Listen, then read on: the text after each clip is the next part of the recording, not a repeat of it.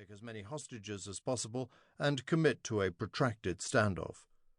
The plan specifically required the terrorists to commit martyrdom at the end, causing massive carnage among the civilian hostages.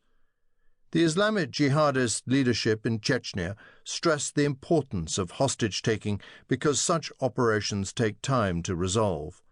With the international media gathered in St. Petersburg for the summit, the operation would attract unprecedented international attention, shaming President Putin and his fellow anti-jihadist guests, particularly President George W. Bush and Prime Minister Tony Blair.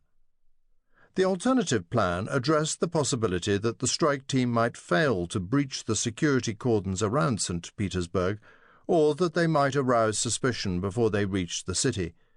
Under such circumstances, the terrorist team was to proceed to the nearest small town and conduct a localized version of the plan.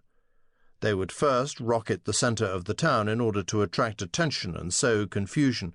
Then the terrorists would seize a school or a hospital full of hostages, barricade themselves, and maintain a standoff for as long as possible. At a given time, they would provoke a clash with the security forces that would culminate in the mass murder of the hostages and the martyrdom of the terrorists. Throughout the standoff, the terrorists were instructed they should demand access to foreign officials as well as both Russian and foreign media, ostensibly to be used as mediators, but actually to serve as instruments for transmitting the terrorists' message to the world.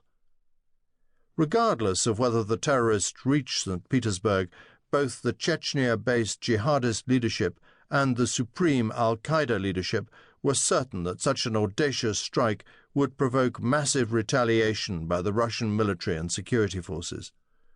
The leaders hoped that such a Russian strike would antagonize the civilian population of Chechnya and the Northern Caucasus as a whole, enough to scuttle the trend of pacification and normalization that had dampened the Islamists' momentum in the region in recent years.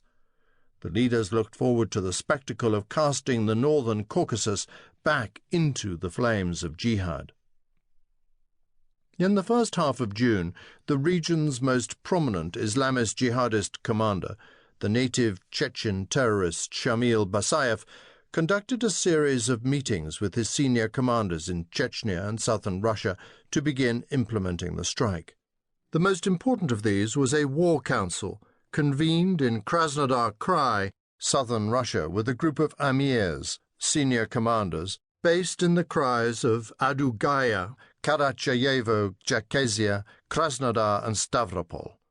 In that meeting, Basayev outlined his plans and demanded that the amirs start preparing the logistical and transportation infrastructure required to smuggle the terrorist team deep into the heart of Russia, with luck all the way to St. Petersburg.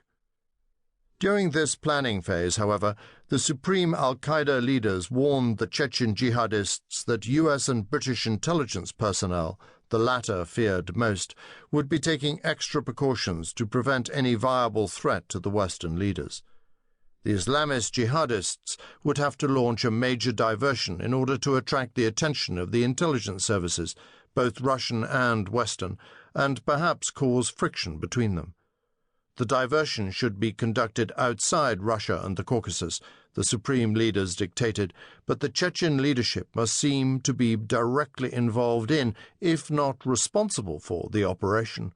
After some deliberation, the leaders settled on a strike in Iraq, where trusted jihadist resources in the Baghdad area could be activated and directed on a moment's notice. On June 8, Basayev started laying groundwork to create the impression that the Chechens were responsible for the upcoming decoy operation, even though his forces would actually have nothing to do with it. He convened an urgent commanders' meeting in Chechnya, knowing full well that Russian intelligence would learn about the content soon afterward.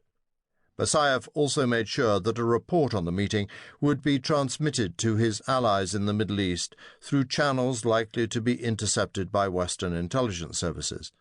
In the meeting, Basayev announced that Chechen special services would now be used abroad to arrest and kill international terrorists and war criminals, i.e. the Russians, who are responsible for the genocide of the Chechen people and have been sentenced to death by the Sharia court.